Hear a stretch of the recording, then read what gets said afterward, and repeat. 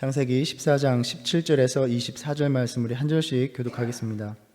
아브라함이 그돌라오멜과 그와 함께한 왕들을 쳐부수고 돌아올 때에 소돔 왕이 사회 골짜기 곧 왕의 골짜기로 나와 그를 영접하였고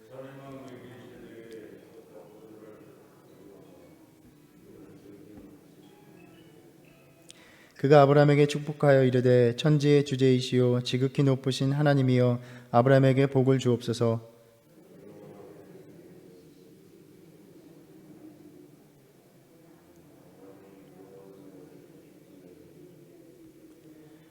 소돔 왕이 아브라함에게 이르되 사람은 내게 보내고 물품은 내가 가지라.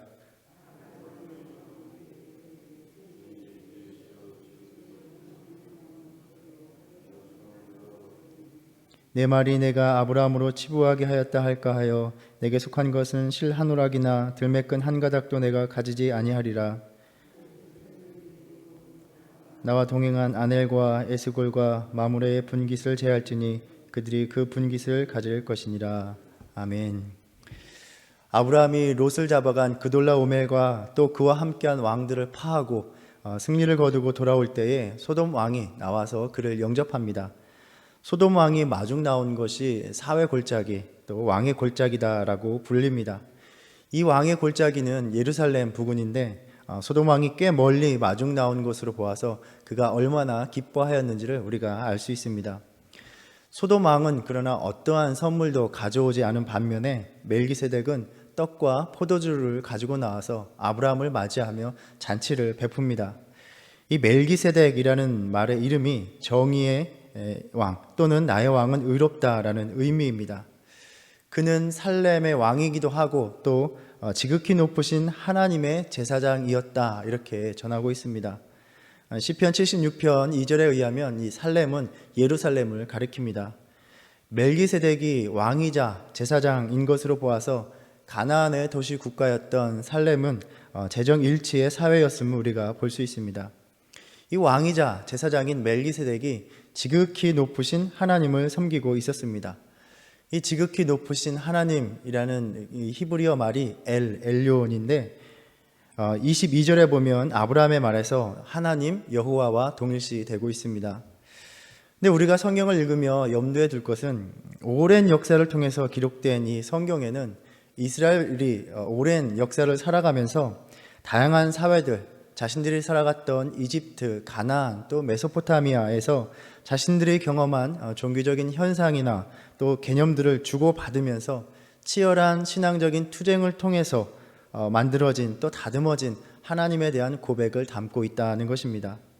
그러니까 그러한 문화를 접하면서 어떠한 것들은 이것은 하나님을 이해하고 표현하기에 너무나 좋기 때문에 기꺼이 받아들이기도 하고 어떠한 것들에게는 새로운 의미를 부여하기도 하고 또 어떠한 것들에게는 아주 단호하게 부정하고 배격하기도 한 것입니다. 그래서 우리가 성경을 읽으면서 이스라엘의 신앙적인 표현 안에 그 개념 안에 그들이 살아갔던 문화들, 고대 근동의 사고나 문화가 녹아있는 것은 전혀 이상한 일이 아닙니다. 오늘 본문에서도 지극히 높으신 신이라는 표현은 원래 가나안의 신에게 바쳐졌던 그러한 표현이었지만 이것이 이스라엘이 경험하면서 이것은 마땅히 하나님 여호와께 돌려져야 할 영광으로서 그들에게 이해된 것입니다. 멜기세덱은 아브라함을 축복하며 말합니다. 천지의 주제시오 지극히 높으신 하나님이여 아브라함에게 복을 주옵소서. 이 천지의 주제라는 말이 천지의 어떤 소유자, 그래서 창조주라는 말로서 보통 이해됩니다. 멜기세덱에 대한 언급은 그러니까 지극히 높으신 하나님, 천지의 창조주를 섬기는 제사장 직분이 아브라함이 가나안 땅에 있었을 때부터 이미 존재했다는 것을 확인해 주고 있습니다. 멜기세덱은 또한 왕이었기 때문에 이 멜기세덱을 통해서 제사장 직분과 왕이 연결되는 연관돼서 생각되는 그러한 이해가 그러한 전통이 생겨나기 시작한 것입니다. 우리가 구약성경 시편 110편 4절에 보면 여호와는 맹세하고 변하지 아니하시리라 이르시기를 너는 멜기세덱의 서열을 따라 영원한 제사장이라 하셨도다 라고 이 구절이 말씀하고 있습니다. 그 시편 110편의 문맥이 하나님께서 이스라엘 왕을 멜기세덱의 서열을 따르는 제사장이다 이렇게 불러주시는 맥락입니다. 또 멜기세덱은 우리가 알듯이 예루살렘의 왕이기도 하였습니다. 그러니까 자연스럽게 시편의 말씀을 볼 때 이스라엘 내에서는 그 역사 속에서 제사장이요 왕으로서의 멜기세덱에 대한 그 이미지가 승화되었고, 다윗의 보좌에 앉는 그 기름 부음 받은 자의 선구자로서 그렇게 생각되어진 것입니다. 이것이 후대의 신약성경 히브리서를 보면 5장과 6장과 7장에 보면 이 멜기세덱에 대한 말씀이 참 제사장이요 왕이신 예수 그리스도를 예표하는 또 예언하는 것으로서 이해되고 있습니다. 6장 20절에서 예수께서 멜기세덱의 반차를 따라 영원히 대제사장이 되셨다라고 말합니다. 우리가 알듯이 이스라엘 내에서는 제사장 계통은 레위 지파에게로 소급되지만 멜기세덱은 이 전통에 속하지 않는 제사장이었습니다. 그래서 멜기세덱과 같은 레위 지파에 속하지 않는 그렇게 율법 규정을 통해 세워진 제사장직을 능가하시는 제사장 예수 그리스도를 우리의 대제사장으로 세우셨다라는 말씀으로서 우리에게 전해지는 것입니다. 성경을 쭉 읽어보면 멜기세덱에 관하여 이렇게 예수님에게까지 적용되는 신앙 이해의 전통이 오랜 기간을 통해서 형성되고 만들어졌음을 우리가 볼 수 있는 것입니다. 멜기세덱은 소돔 왕과는 달리 아브라함을 극진히 대접하였습니다. 또 제사장으로서 아브라함을 축복합니다. 그리고 나아가 아브라함에게 승리를 주신 하나님을 찬양합니다. 이 같은 환대에 대해서 감사의 표시로 아브라함은 전리품의 10분의 1을 그에게 줍니다. 11조는 고대 근동에서 오래된 관습이었습니다. 마치 세금의 성격으로서 성소와 왕에게 바쳐지는 것이었습니다. 그래서 아브라함이 11조를 주었다는 것은 기본적으로는 그러한 관습을 따르는 것이었다라고 볼 수 있습니다. 그런데 우리가 이 본문을 생각해 볼 때에 소돔 왕이야 기뻐할 만한 이유가 아주 충분합니다. 그는 그돌라오멜과 그와 연합한 왕들과 직접 전쟁을 치른 당사자였습니다. 자신들의 적군을 파하였으니 당연히 감사하고 기뻐할 일입니다. 그렇지만 멜기세덱은 아브라함과 우리가 그 이전 이야기를 통해서 아무런 연고가 없다는 것을 우리가 알게 됩니다. 아브라함이 섬기던 왕도 제사장도 아니었습니다. 그런데 멜기세덱의 그런 축복과 찬양을 듣고 11조를 그에게 주었다라는 것입니다. 그러니까 이것은 아브라함이 11조를 바쳤다는 것은 그 축복과 찬양에 대한 응답이며 우리는 여기에서 11조의 의미와 목적을 보게 됩니다. 지금 아브라함은 승리를 거둔 개선 장군처럼 들어오고 있습니다. 그런 아브라함을 향하여 하나님을 찬양합니다. 너희 대적을 내 손에 붙이신 지극히 높으신 하나님을 찬송할지라. 무슨 이야기입니까? 아브라함을 찬양하는 것이 아니라 하나님을 찬양하고 있습니다.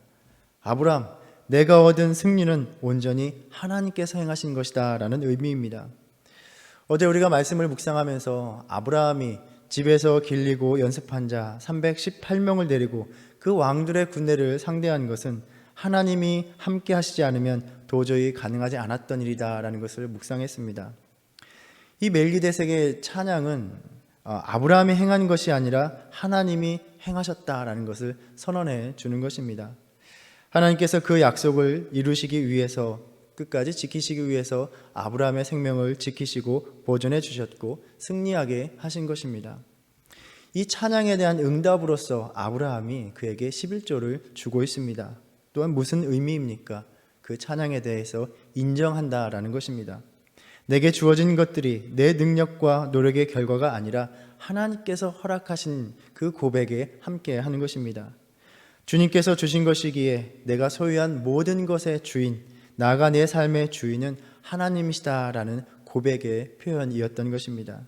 바로 이것이 우리가 드리는 11조에 담긴 의미와 목적입니다.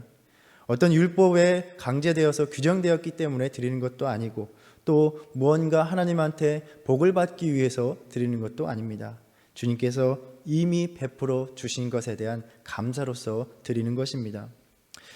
어떤 신앙인들에게는 11조를 바치는 것이 여전히 쉽지 않습니다.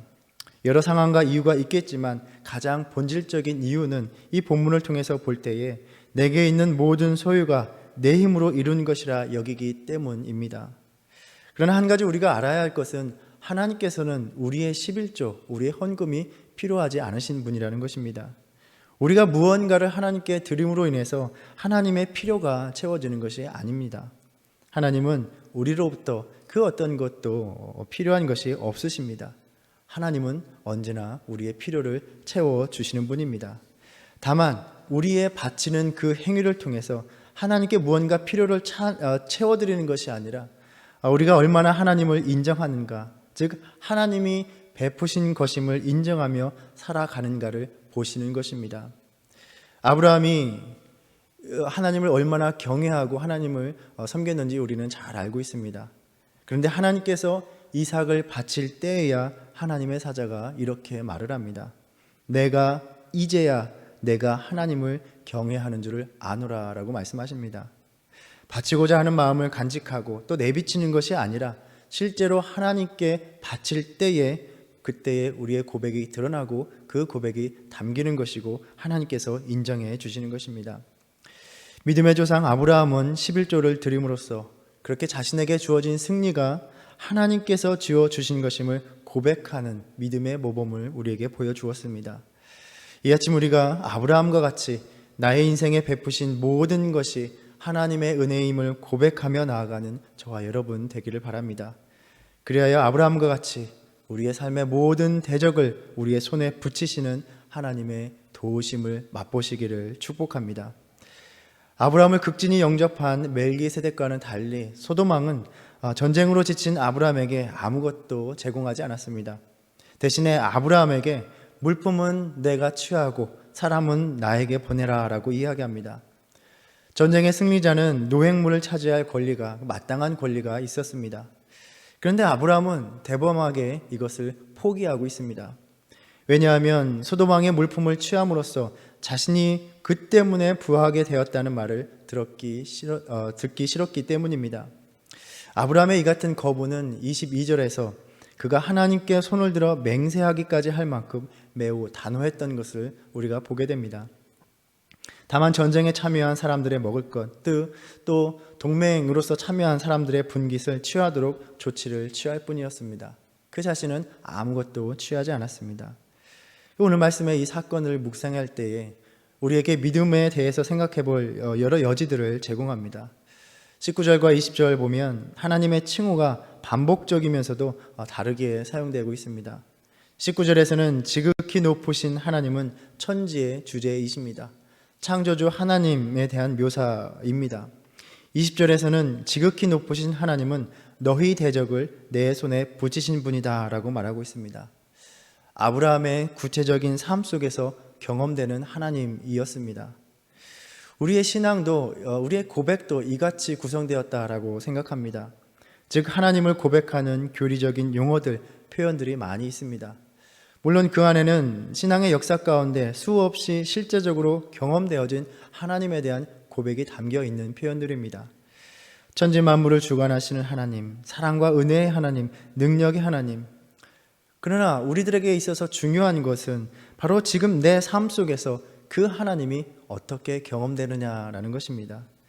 아브라함에게는 지극히 높으신 하나님은 대적을 그의 손에 붙이사 이기게 하신 분으로 고백되고 경험되고 있던 것입니다. 우리가 신앙생활을 하지만 하나님의 행하시고 또 역사하심이 구체적인 나의 삶의 정황 가운데 경험되지 않는다면 그 수많은 하나님에 대한 칭호와 묘사는 나에게 와닿는 고백이 아니라 그저 공중에 떠 있는 것과도 같을 것입니다. 높이 들려지고 찬양되어지는 그 하나님이 각자의 삶 속에서 구체적으로 경험되어지시기를 축복합니다.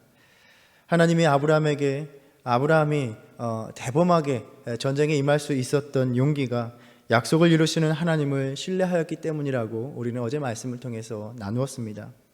우리가 하나님의 약속, 하나님의 말씀을 믿음으로 살아갈 때에 하나님이 우리의 삶 가운데서 오셔서 역사하고 구체적으로 경험되어지는 것입니다. 아브라함과 같이 하나님을 온전히 믿고 또 우리가 기도한 것들에 대해서 응답하실 것을 믿음으로써 아브라함과 같이 우리의 삶에 놓여있는 적대적인 세력과 현실을 이기게 하심을 맛보는 저와 여러분 되기를 바랍니다. 하나님은 분명히 우리의 삶 속에서도 지금도 일하고 계십니다. 너희 대적을 내 손에 붙이신 지극히 높으신 하나님을 찬송할지라. 바로 이것이 우리의 믿음, 우리의 믿음의 삶, 우리의 신앙생활을 바라보는 이들의 입술에서 울려 퍼지기를 간절히 바랍니다. 또 오늘 말씀은 아브라함이 승리를 거둔 후에 그 수확물들을 가져와서 영광을 얻는 일에 대해서 다루고 있습니다. 내가 얻은 것, 이룬 것은 하나님께서 행하신 일이다. 멜기세덱은 그렇게 말합니다. 너의 승리는 하나님이 주신 것이다 라고 말하는 멜기세덱에게 아브라함은 10분의 1을 주었습니다. 그러나 노획물을 다 가져가라는 그 소돔 왕의 권고는 단호히 거절했습니다. 여기에서 과연 아브라함은 누구를 의지하고 있는가가 드러나고 있습니다. 아브라함은 11조를 통해서 하나님의 손길을 인정하면서 자신의 확고한 신앙 가운데 하나님을 의지하고 왕을 의지하지 않을 것임을 분명하게 표명하고 있는 것입니다. 인간적으로만 생각한다면야 그 많은 노량물을 가지라는 말은 얼마나 달콤한 말입니까? 또 마땅히 승리하였으니 취하는 것도 당연한 일처럼 보입니다. 그러나 다시 23절의 말씀을 보면 내 말이 내가 아브라함으로 치부하게 하였다 할까 하여 내게 속한 것은 실 한 오락이나 들매끈 한 가닥도 내가 가지지 아니하리라 라고 말합니다. 아브라함은 왕이나 세상적인 것을 의지하는 삶의 태도를 취하지 않겠다라고 굳게 맹세하고 있는 것입니다. 하나님께 손을 들어 맹세하며 오직 나의 승리, 나의 행복, 나의 번영은 그 어떤 인간적인 수단이 아니라 하나님의 은혜로 주어진 것이다 라고 선언하고 있는 모습입니다. 하나님을 믿는 자, 하나님의 자녀, 하나님의 백성인 나의 삶, 내 인생의 도움은 어디에서 오는 것입니까? 오직 나의 생명의 주인 되시는 하나님이십니다. 세상은 말합니다. 야, 하나님이 아니면 어떠냐? 너의 인생을 부유하게 하고 성공하게 하는 수많은 수단이 있는데 굳이 하나님만을 고집할 필요가 있느냐라고 말합니다. 지난주일 우리는 엘리야의 이야기를 통해서 믿음은 선택의 현실이라는 것을 나누었습니다. 이스라엘 백성들은 하나님으로부터도 도움을 받고 싶었고 또 바알이 주는 유익도 누리고 싶었습니다. 그래서 하나님과 바알 사이에서 머뭇거리는 믿음의 삶을 살아갔습니다. 아브라함은 소돔 왕의 달콤한 유익을 뿌리치고 오로지 하나님만을 자신의 도움으로 삼았던 것입니다. 오직 하나님만을 도움으로 삼을 때 진정한 생명의 은혜가 우리에게 주어집니다. 세상은 자기의 영광을 위해서 우리에게 도움의 손길을 베풉니다. 세상은 우리에게 잠시의 즐거움을 줄 수 있지만 진정한 구원을 베풀지는 못합니다. 시편 146편에서 인생을 의지하는 자의 허무함을 깨달은 시편 기자는 이렇게 말합니다. 귀인들을 의지하지 말며 도울 힘이 없는 인생도 의지하지 말지니 그의 호흡이 끊어지면 흙으로 돌아가서 그날에 그의 생각이 소멸하리로다. 결국에는 같이 소멸하는 길로 나아갈 뿐이라는 것입니다. 그래서 시편 기자는 선포합니다. 야곱의 하나님을 자기의 도움으로 삼으며 여호와 자기 하나님에게 자기의 소망을 두는 자는 복이 있도다. 시온아, 여호와는 영원히 다스리시고 내 하나님은 대대로 통치하시리로다 라고 말씀합니다. 눈앞에 있는 많은 노획물을 포기한 아브라함은 오늘 우리의 신앙을 도전시키고 있습니다. 너는 오로지 참되신 하나님만 의지할 수 있는가? 하나님을 믿는다는 것은 지금도 눈앞에 보이는 수많은 유혹 앞에서 하나님만을 내 도움으로 삼는 것이다 라고 말하고 있습니다. 우리가 이 아침 이 말씀 묵상하면서 오늘 또 하나님만 내 도움 되십니다. 다른 것 의지하지 않겠습니다. 이러한 고백으로 나아가면서 세상이 줄 수 없는 도움과 그 구원을 베푸시는 하나님의 은혜 속에서 살아가시길 주님의 이름으로 축원합니다. 기도하겠습니다. 하나님만이 우리의 삶의 주인 되심을 이 아침 주님께 다시 고백합니다. 주님만이 우리의 도움 되시며 주님만이 모든 영광과 찬양을 받으시기에 합당하신 분이십니다. 다른 것에 시선을 두고 구하며 의지하면서 내게 있는 모든 것이 나의 선택과 능력으로 이룬 것처럼 다 움켜쥐고 사는 어리석은 삶 되지 않게 하여 주시옵소서.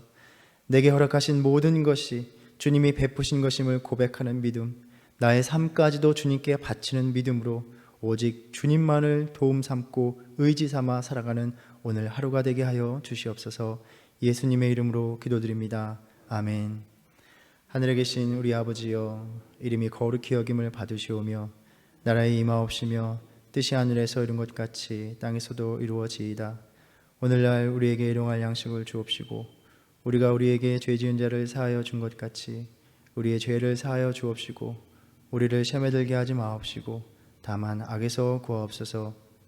나라와 권세와 영광이 아버지께 영원히 있사옵나이다. 아멘.